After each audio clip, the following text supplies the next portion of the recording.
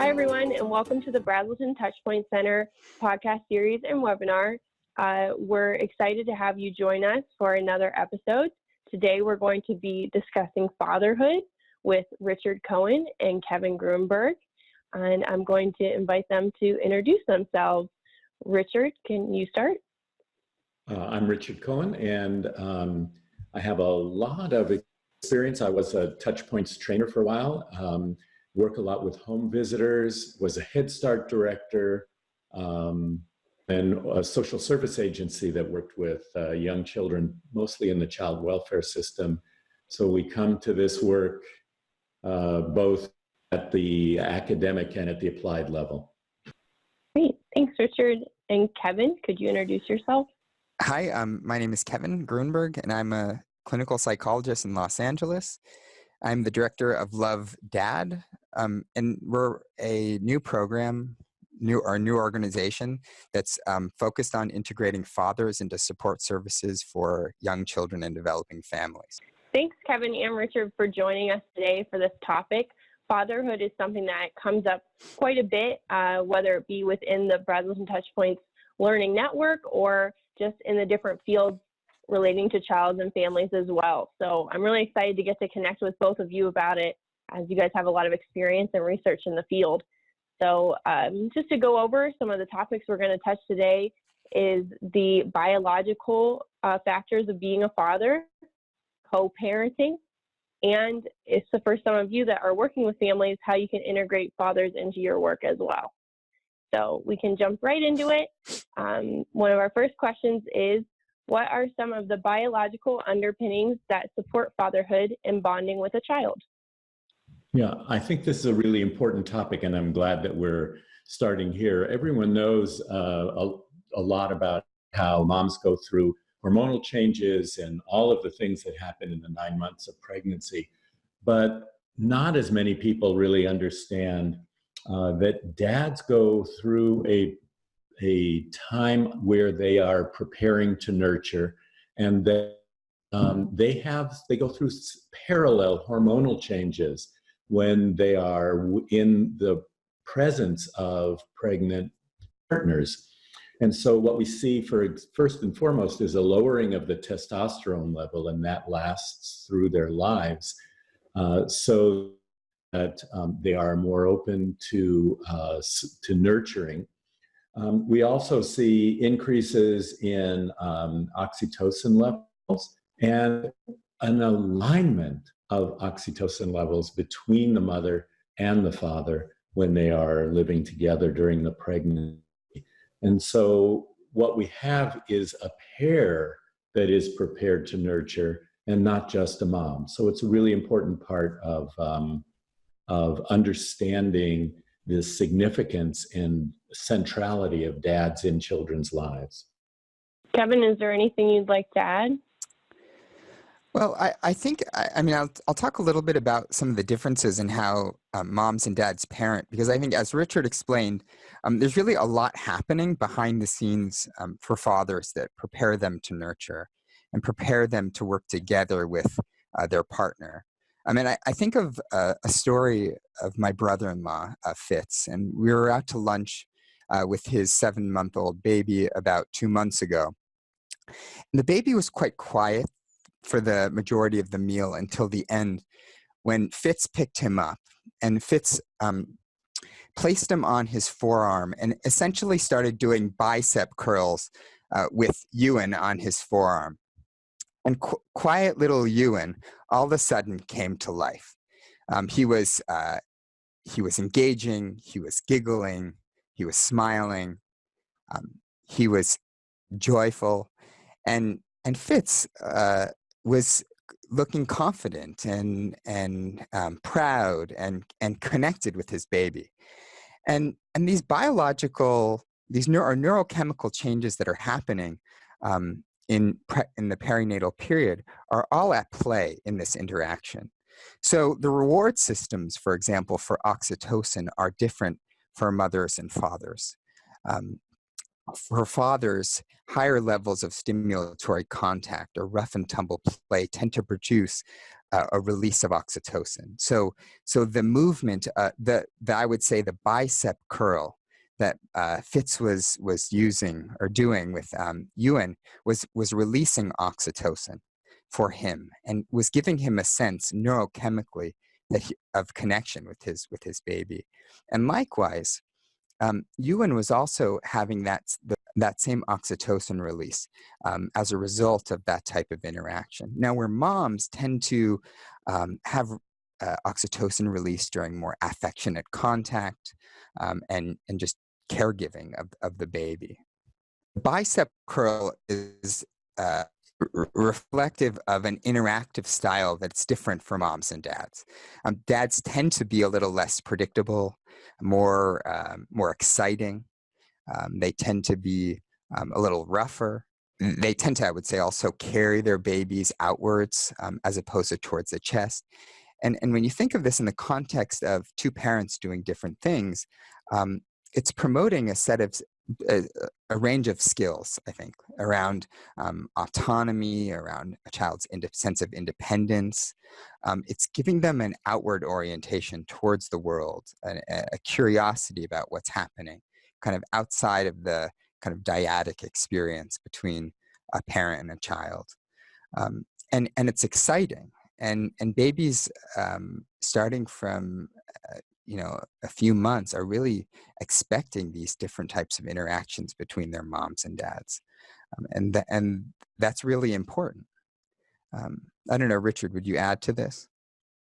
Yeah, I think that what you see are these, and again, these are generalizations, that the fathers are better at upregulating children and the mothers are better at downregulating, comforting, helping them relax and calm down. And what it shows you are these evolutionary roles of fathers and mothers, which are different and both valuable. And one of the mistakes that we sometimes make, and I know that I've been subject to this, even though I'm a dad myself, is judging the father's behavior based on what mothers do, that the mothers are doing it right and the fathers therefore need to calm down a little bit, need to back off. But actually, as Kevin was explaining, babies benefit from both. Now, you can overdo it, of course, but there's real value in appreciating what the father is bringing in terms of a different approach and a different physicality to parenting. Yeah, and I think it's really important that as practitioners that we're paying attention to the babies and what the babies are telling us about their experience of the relationship. And the example, I love the example of Fitz and Ewan because you could see how much shared joy there was between them. And when there's shared joy and there's a sharing of experience, growth emerges out of that shared space. And so that's something that we're often looking for when working with fathers. I don't know if either of you had the chance to listen to it, but for our Learning to Listen series, we recently just had Kyle Pruitt join us and discuss fatherhood as well. And I was listening to it this morning, actually, and he was talking about some of these things as well, specifically the piece that you touched on about that importance of play with the father, and also that independence that children kind of gain, like going with their father and doing things together and kind of, I guess, steering away a little bit from the mom. And he was talking about how sometimes like these mothers will become like, either it'll hurt their feelings or they'll get like frustrated that the child will start to choose, dad, or want to go with him and want to try these new things. But how important it is that the child gets those experiences and gets to do them, whether it's in a situation where the parents are together and parenting together, or even if they're parenting separately, just still having those experiences with the two different parents is so important and sometimes overlooked. That was definitely something that I found really interesting listening to both of you as well as him this morning too, just those different pieces and the different roles that these parents play in the child's life that sometimes we can look at and almost tell someone they need to change what they're doing when really they should keep doing what they're doing to help mold this child. Yes, Kyle, he is a hero of ours. I know we're going to get to suggestions and practicalities near the end, but Autumn, you brought up a really important point about one of the roles that we can play is helping parents understand and negotiate these different and appreciate these different roles. Quite often, moms get frustrated, and as Dr. Brazelton himself used to go for the jugular about, there is competition between parents, but accepting and appreciating the different roles that parents can play can help parents to play those roles fully without feeling as if they're being left out of the other parts. Right. So while they're playing these different roles, why is it important for these parents to co-parent together for young children? When we say co-parenting, we're thinking about a shared effort of adults working together in the interest of their child. So that can be two parents living in the same home, two parents living separately. But we're really in the interest of their shared child. And the reason co-parenting is so important is because the babies are living in the context of a family. And they're keenly aware of how parents interact and how they support each other in the child's interests. And so when for example, when parents are collaborating, working together in the interest of their child, young children tend to send out, even at I think 3 months of age, they're sending out about twice as many social signals in the context of a family interaction than if they were just in a dyad. But they're also aware of conflict. So what happens is when young children are aware of conflict between their parents, they start trying to regulate their parents' relationship. And that can have a damaging effect on young children. Children of parents who struggle to co-parent are much more at risk of mental health issues as they develop. Co-parenting issues tend to persist over time. So co-parenting issues at 3 months those families tend to have co-parenting issues at 9 months and at 3 years. And so these are things that we want to, as clinicians, support families to work through. Richard, would you add to that? No, I think I think you've covered a lot, and I think that it leads us into the question about this shift in the model. For example, the Touchpoint Center has been a major player nationally in this really exciting movement towards supporting well-being and supporting parenting capacity and senses of confidence in what they're doing. But it's the fact that just about 50% of the parents are dads, and yet at least 90%, Kevin always corrects me and says 99, but at least 90% of the programs that we have are directed towards moms, and at least 90% of the research is directed towards moms. And all of that is good, but if we're not doing what we can to make this a family approach to support child development and well-being and optimal development, we're really missing out on opportunities. We're missing out on opportunities for the couple, for dad, and most importantly, for the young child and his or her long-term accomplishments. And did Richard mention that about 50% of parents are fathers? I did. Just want to make sure you mention that.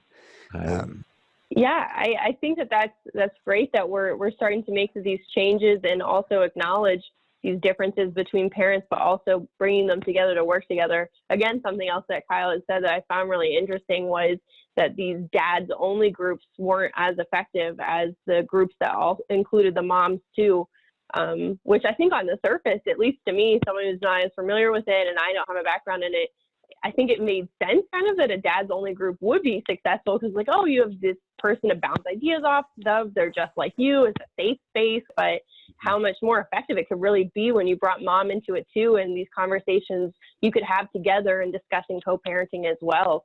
I would like to comment a little bit on that, because Richard and I, for the past year and a half, have been running a pilot program doing home visiting with fathers and babies in the context of families where the moms were having more severe perinatal mood and anxiety disorders. And something that I can give you an example of a story of a father that I think we learned a lot from, because we were doing great work, this father and I and his baby, and he was it was so impressive how connected he was and how skilled he was at responding to the baby's cues. I mean, I often felt like, wow, I have nothing. I could learn from him in terms of his ability to read his baby's cues.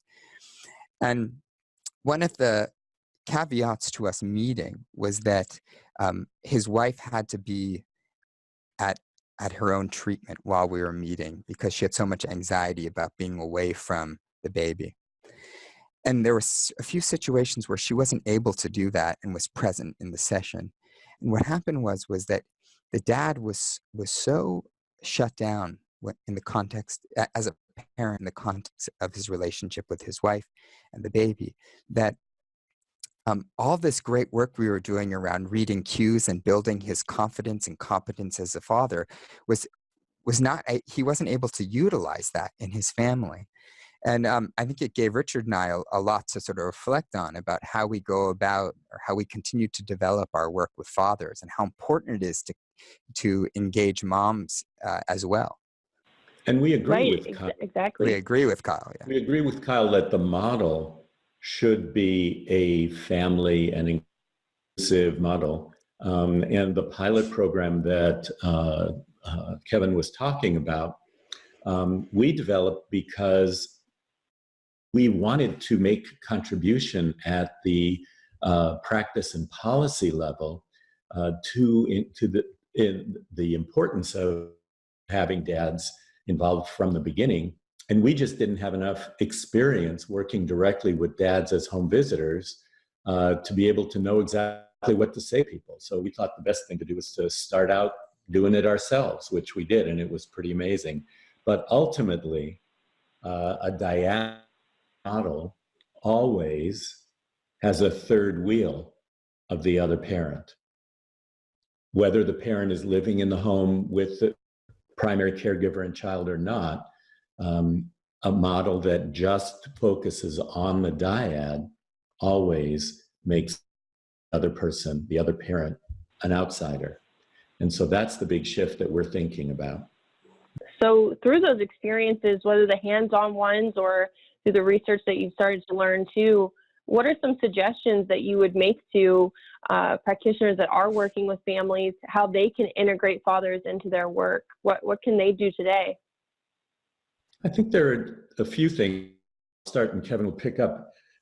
Some of them are just obvious, like try to schedule visits when dads can be there.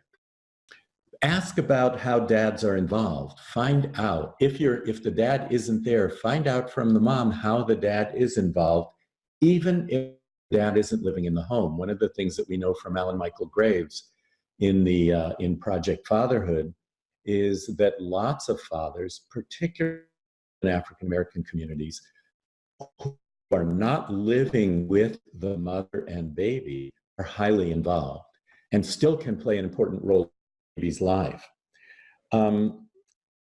Check in about the dads. How is the dad doing? If the dad is there, just ask him how he's doing. In the same way you would ask the mom. If he's not there, while you're checking in, find out how the dad is doing. How's he adjusting to fatherhood, to his current role? How is he sleeping? In the same way you want to know, how's the baby sleeping? How's the mom sleeping? All just basic questions that show that your expectations are that the mom is also going to pay attention to what role the dad is playing. I think it's important. Mm-hmm. Go ahead. Well, I was going to add to that what you're saying too, which I think is really important, is that dads are experiencing rates of perinatal mood and anxiety disorders at comparable rates to moms. So Richard's recommendation of asking how a father is doing is of critical importance actually to a family, because when dads are experiencing these perinatal mood and anxiety disorders, they're much more likely to perpetrate child abuse, domestic violence, to leave a family. And then the child is really missing out on a lot of the great interactions that they can have with their father, like we were talking about earlier.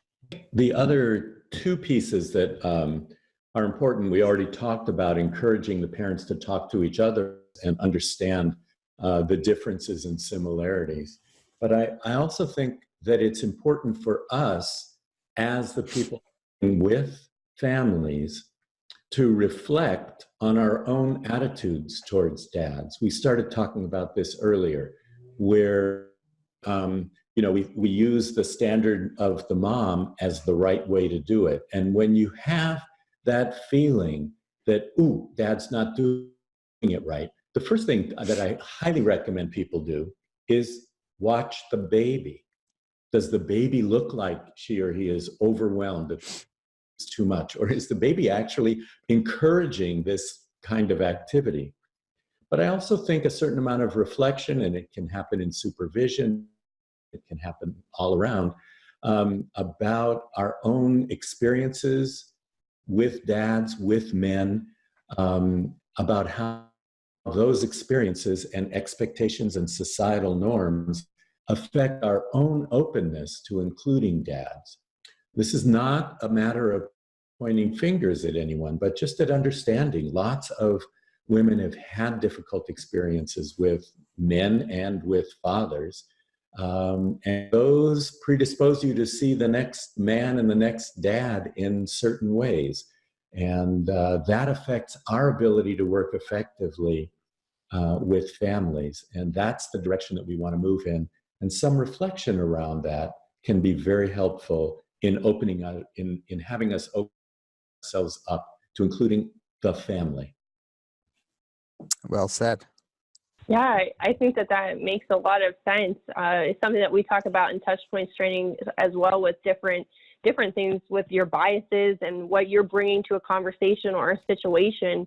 It can really affect your outlook on something as well as the way you treat the situation. So I think that makes perfect sense. For the people listening who have done the Touchpoints training, the exercise around Jim, the dad, with holding the baby. Joe, little Joe. That is a powerful exercise. Your first reaction to Joe, and then looking more carefully at how he's holding the baby and how you were able to build a new idea about who this is by spending some time with the picture, with the photo. I think that recall that experience just before you ring the doorbell or just before you open the door for the family to come in. Exactly. I think that's a great point. It's very similar, and we do still do that in the Touchpoints trainings. It's something that we've actually updated the exercise for too, to make it more useful in the training. So thanks for bringing that up, Richard. Mm-hmm. Well, we've reached the end of our time together. I think we could probably talk about fatherhood for hours more. There's so many more questions I know people have and thoughts on it too. So I'm really glad both Richard and Kevin that you were able to join me today and take part in this episode. And I hope all of our listeners were able to take away some new thoughts about fatherhood and also how they want to integrate it into their own programs. I appreciate those of you that joined us. And if you'd like to learn more about the Brazelton Touchpoint Center, you can learn more at www.brazeltontouchpoints.org. Thank you again.